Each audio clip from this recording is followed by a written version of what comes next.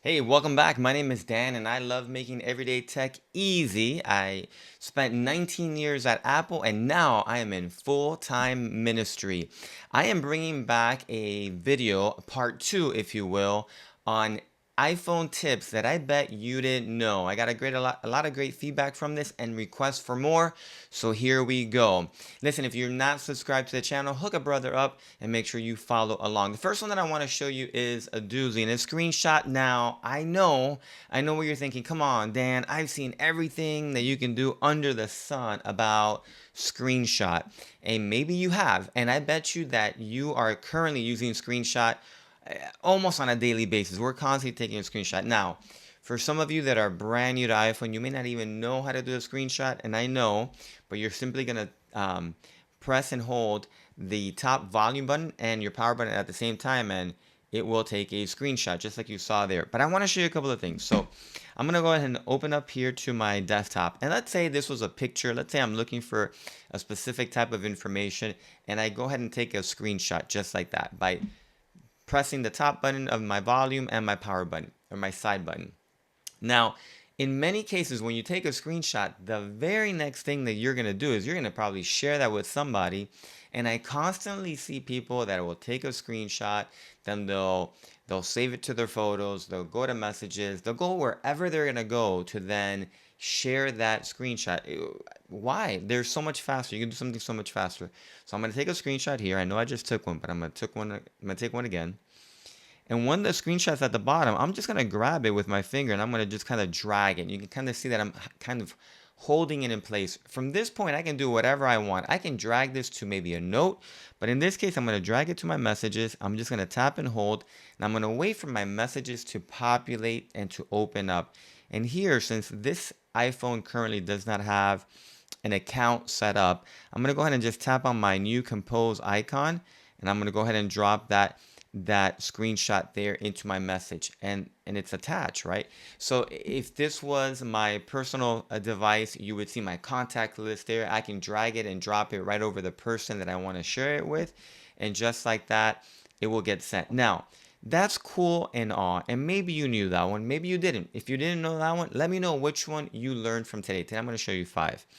I'm going to go to Apple's website, and what I love about Apple's website is constantly changing. But if we scroll down, Apple's website, especially on iOS or on iPhone, it is extremely long. And what if you wanted to take a screenshot of this website, but you wanted to collect even more information? Well, I'm going to take a screenshot. And as you can see there, I'm going to tap on my screenshot. And here, many people will maybe they'll go to a crop, they'll maybe mark it up, but we fail to see that tab right next door that says full page. When I tap on full page, look at what happens. It'll actually take a screenshot of the entire website. Pretty amazing. Did you know that one?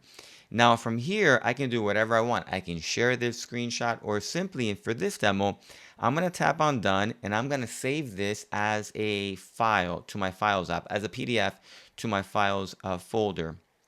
I'm going to tap save PDF.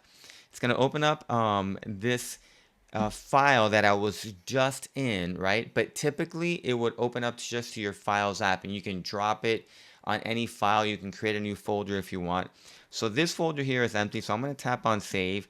It's going to save that to that folder and we'll get to it in just a second. But did you know that you can do an entire website with your screenshot?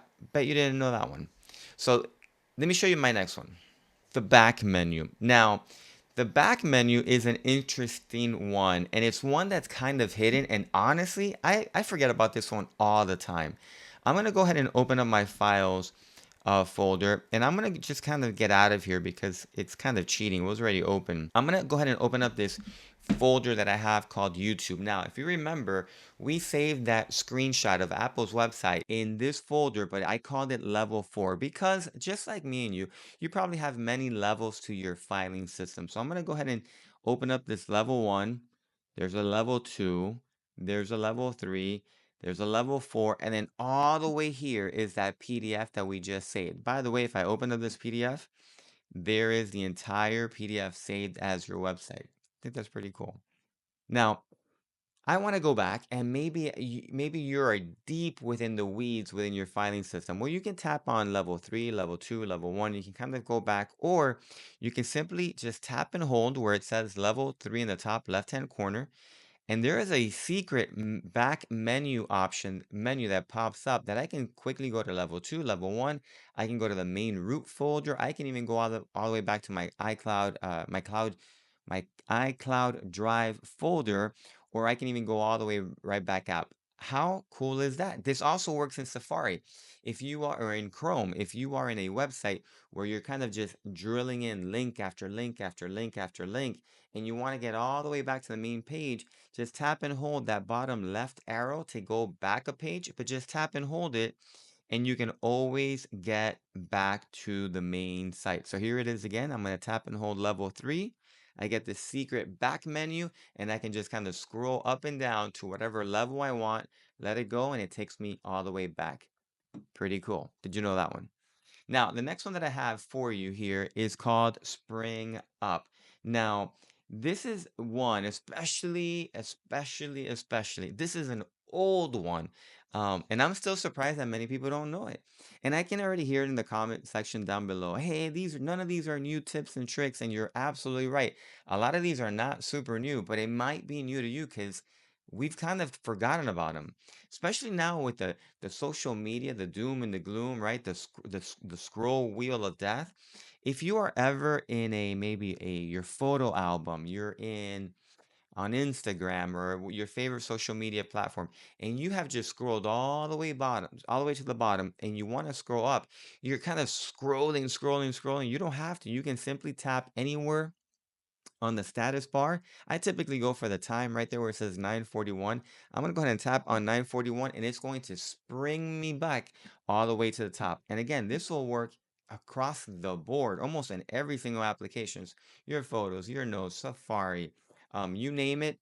If you ever have to go all the way back to the top, just tap on your status bar. I like going for the clock, which is pretty.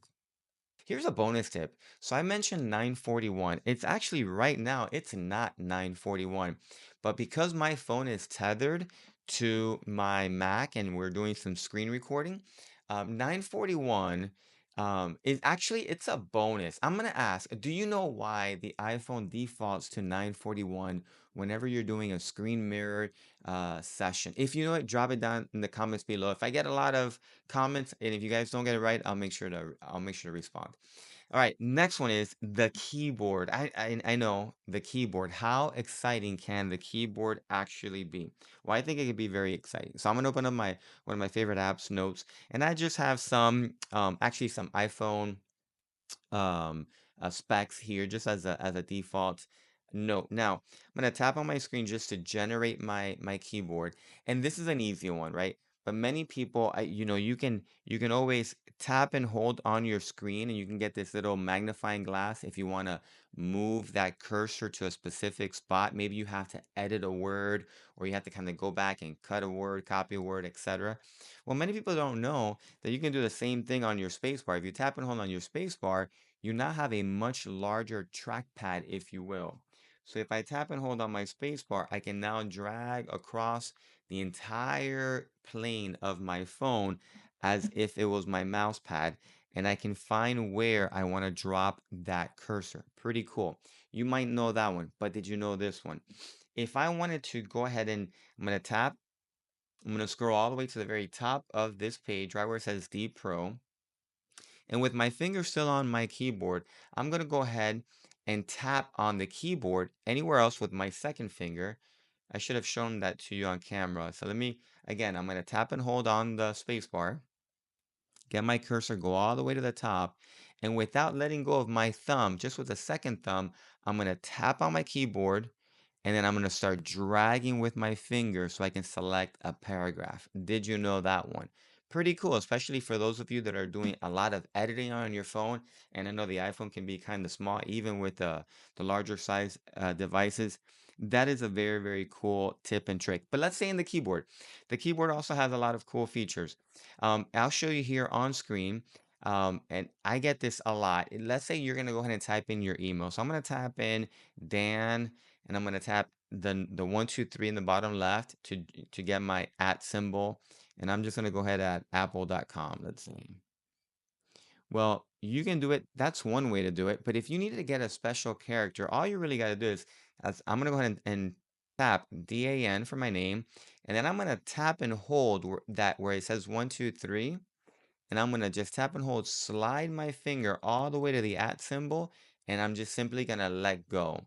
And what that automatically does, it brings your keyboard right back to your alpha or your letters. So again, if you're writing anything and you need that special character, if I needed a pound or a hashtag, I can tap and hold, go to that special character, the dollar sign, the and symbol, whatever it is, and then tap on it and let it go. So I again tap, hold, drag to a number, and then let go, and I'm back to my keyboard. I'm not having to tap 1, 2, 3, ABC, 1, 2, 3, ABC. That's way too slow. Just tap, swipe, and let go, and let go. Did you know that one? Now I kind of showed it there inadvertently, but there's also a lot of special characters. If especially if you speak Spanish, there are different keyboards, and if you see there in the bottom left hand corner, I have a couple of keyboards already set up. I have the emoji keyboard, the English and Spanish keyboard, English and Portuguese keyboard.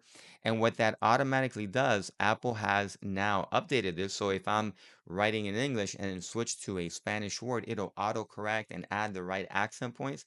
But if you wanted to manually do it, if you just tap and hold on any letter, I'm going to tap and hold on the letter N here. I have the N for in Spanish with the tilde, the tilde in Spanish. If I wanted a special character, I can go ahead and tap on any of these letters. And the letter I has a bunch of different letter I's with different accent points. And again, pick and choose one that you need, let go, and you're back to your regular keyboard control. Did you know that one? The next one that I have is actually called markup. And markup is simply when you go ahead and markup comes up across the iOS platform, right? So it's not an app specific portion, it's embedded within the OS, which is kind of cool. So again, if I take a quick screenshot, you'll notice that if I open up that screenshot, I get the markup icon, which is that little pencil circled in white. I'm going to circle it there for you. And I can basically now, I can maybe, I can write a personal note like, hey, let's delete this. I can, circle an object. I can write text with my finger. I can do all that. You're marking up an item. I'm going to go ahead and go back to notes because I want to show you this. If Because I'm in notes and also I want to mark this up, I want to go ahead and I want to add a specific shape to this. All the way in the bottom, you see the markup icon. Again, now it's in yellow because we're in notes, but it's a little pencil with the circle surrounding it. And here's my markup tools. Now we can do a bunch of stuff. I can draw a star, I can draw a circle, I can even draw a square. But as you can tell, I'm not really Picasso, right? I can't really draw to save my life. But did you know that if you draw a shape, and as you draw that shape, once you finish it, you just kind of hold that shape, it'll automatically perfect it for you. So let me show you. I'm going to go ahead and just draw a circle. You'll see it both here and on the screen. I'll draw a circle and just leave my finger there, and it'll actually make it into a perfect shape. And it doesn't matter in what pencil or crayon or marker you're using. If I'm going to go ahead and draw a star, I'm going to draw a star, hold my finger there, and I get a perfect, nice looking star. If I draw a square, leave my finger there at that last stroke and let go, it will draw a perfect square. And now you have better looking notes. Did you know that one? Hey, listen, I hope that you enjoyed, I should say, need more coffee, this short video on my part two of some next level tips and tricks on iPhone. These will work identically on iOS, on your iPad, on anywhere that where you have an Apple logo. But did you learn something? Because that's really where I get validation. Did you learn something? Even if it's just a little bit, do me a favor, drop me down a comment below which one did you not know. 1, 2, 3, 4, 5. And if you have a very cool one, drop it down in the description, down in the chat below so that I can learn from you too. And again, do you know why we broadcast 9:41 on the iPhone clock every time it is mirrored.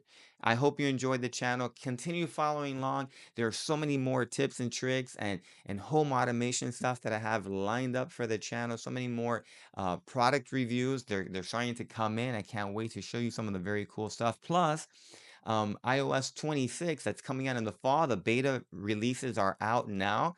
I'm playing with them. I'm going through all the pains, all the crashes and the reboots, so you don't have to. So I can come back and bring you back some additional information on that. If you haven't checked out that video, make sure you check it out above. Until next time, catch you soon. Peace.